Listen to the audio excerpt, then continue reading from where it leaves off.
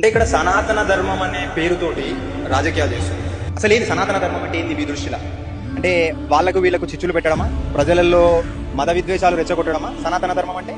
సనాతన ధర్మం అంటే ఏంది? మీ భాషలో సనాతన ధర్మం అంటే ఏందో మాకు తెలియదు. కాకపోతే ఏంటంటే నేనేమంటున్నా అంటే రాజకీయ సనాతన ధర్మం, మత విద్వేషాలు కొట్టే సనాతన ధర్మానికి మేము వ్యతిరేకం. This is clear. మా పాయింట్ ఏంటంటే ఈ సనాతన ధర్మానికి, ఈ రాజకీయ ముసుగులో మత విద్వేషాలు రెచ్చగొట్టే సనాతన ధర్మానికి మేము వ్యతిరేకం. మనిషిని మనిషిగా చూడలేని ఏ ధర్మం కూడా అది పనికిరాదు ఈ సమాజానికి. ఏ ధర్మం అన్నా కానీ విచ్ రెస్పెక్ట్ లా, ఏదైతే లాను గౌరవిస్తుందో, ప్రజలకు అనుగుణంగా ఉంటుందో మాకు అదే కావాలి. ఇప్పుడు వస్తున్న యువత ఎవరైతే ఉన్నారో వాళ్ళ మెదళ్ళల్లా రాజకీయ మత విద్వేష సనాతన ధర్మాన్ని నింపి చెడగొడదామని చూస్తున్నారు యూత్ని.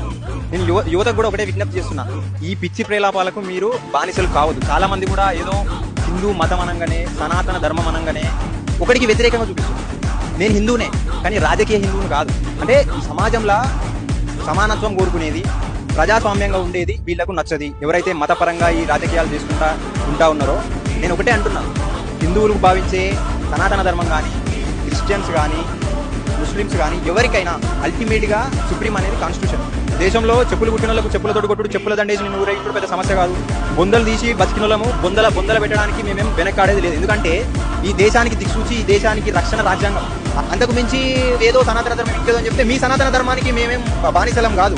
Which respects law, which respects due to the public, we will accept what ever.